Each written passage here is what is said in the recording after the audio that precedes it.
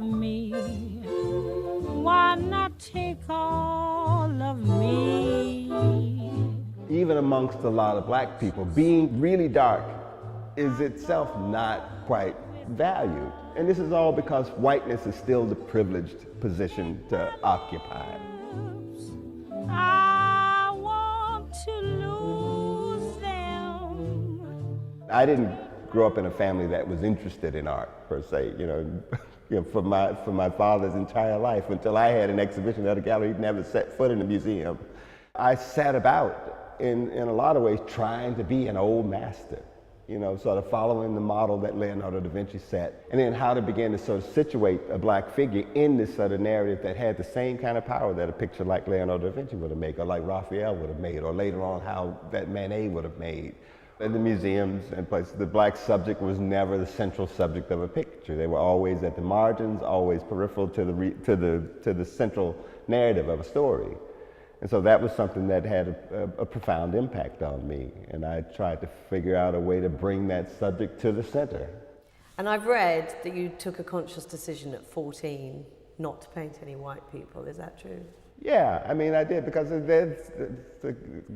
there are already quite enough. And the truth is that the white population is pretty good at projecting image of its ideal self into the world. So I don't need to reinforce that, really. Your characters, your people, they're very black. Mm-hmm. That's where the maximum amount of power in the image resides. It resides at that extreme, It's a way of recouping the power and the beauty that can exist within blackness, even at that extreme.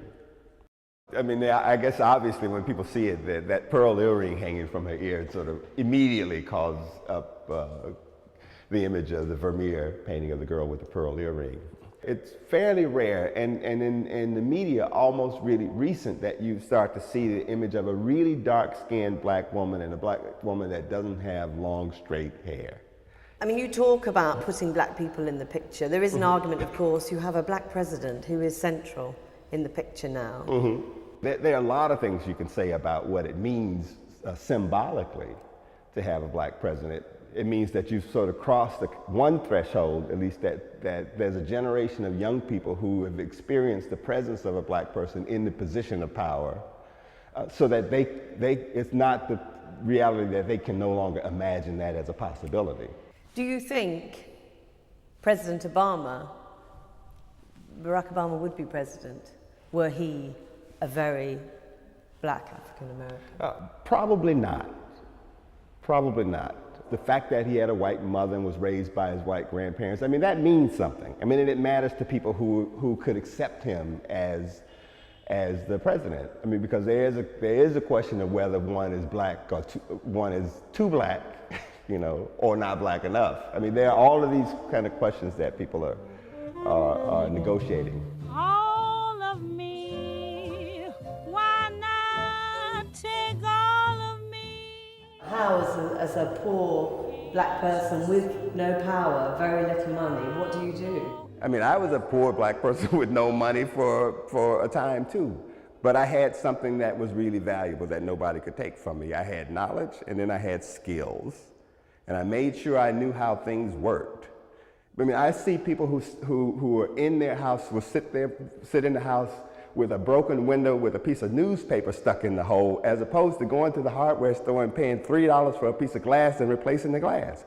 That's the difference. So if you have a population of people who think they don't have the capacity to do anything, that's what they will do. The world is not fair. It's not going to be fair.